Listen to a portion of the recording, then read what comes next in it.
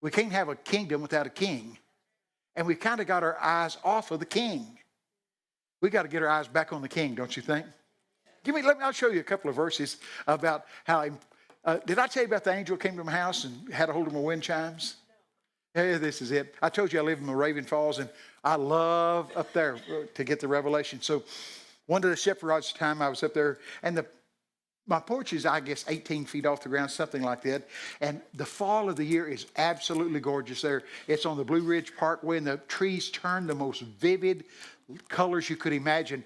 And then in the mountains there, this day the wind was blowing, and the trees were dancing. They were mesmerizing, whirling in their colored leaves. And I have a wind chime over there, and the wind chime was tingling, and it was playing, and I'm working to that.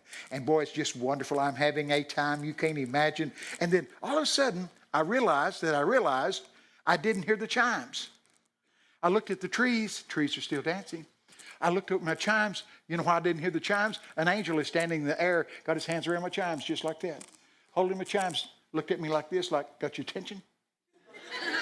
Just like that, and then let go of my chimes. So help me God. My wind chimes started playing this song. All hail the power of Jesus' name, let angels prostrate fall. Bring forth the royal diadem and crown him Lord of all.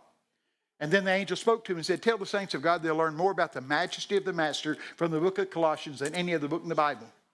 That's what they said. So I started looking in the book of Colossians. Let me go to Colossians just a moment.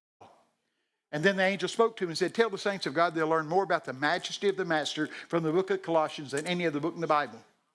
That's what they said. So I started looking in the book of Colossians.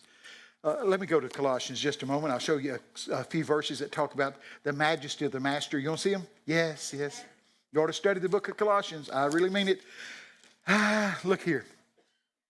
I'm in Colossians 2 verse 3 says, in him, Jesus Christ, all the treasures of divine wisdom, comprehensive insights into the ways and the purposes of God, and all the riches of spiritual knowledge and enlightenment are stored up and lie hidden. Wow! That's a big verse, isn't it?